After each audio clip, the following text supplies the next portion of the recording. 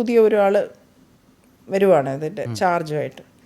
ഇപ്പോൾ ഹൊറൈസണിലൊരു മീറ്റിംഗ് ഉണ്ടായിരുന്നു, ഞങ്ങളൊക്കെ പോയി. അപ്പോൾ സാലറി ഡിസ്കസ് ചെയ്യാനായിട്ട് എന്നെ വിളിച്ചു. അപ്പോൾ എൻ്റെ അടുത്ത് പറഞ്ഞു, സാലറി ഒന്നും നോ ബാർ, സാലറി ഒന്നും ആലോചിക്കുകയേ വേണ്ട, എത്ര രൂപ വേണമെങ്കിലും പറഞ്ഞു തരാം, പക്ഷെ സഹോദരിയായിട്ടൊന്നും കാണാൻ പറയരുതൊന്നും.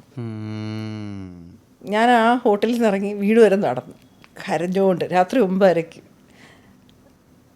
ഞാൻ എൻ്റെ ഭൂമിയുടെ അടിയിൽ നിന്ന് മണ്ണൊലിച്ചു പോകുന്ന പോലെ തോന്നി.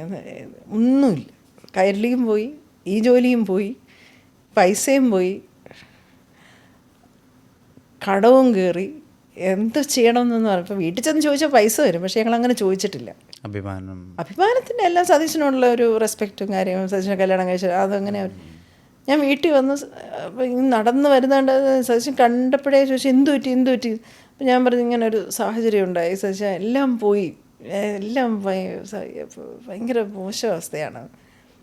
സതീശൻ പറഞ്ഞു നിങ്ങൾ ജോലിയൊക്കെ മതിയാക്കി വെച്ചേ, പൈസയൊക്കെ ഞാൻ കണ്ടുപിടിച്ച് തരാം, പൈസയൊക്കെ നമുക്ക് കടമൊക്കെ തീർക്കാം, നിങ്ങളൊന്നും ചെയ്യേണ്ട, നിങ്ങൾ കുറച്ച് ദിവസം റെസ്റ്റ് എടുക്കുക, ഒന്നും ചെയ്യേണ്ട നിങ്ങൾ.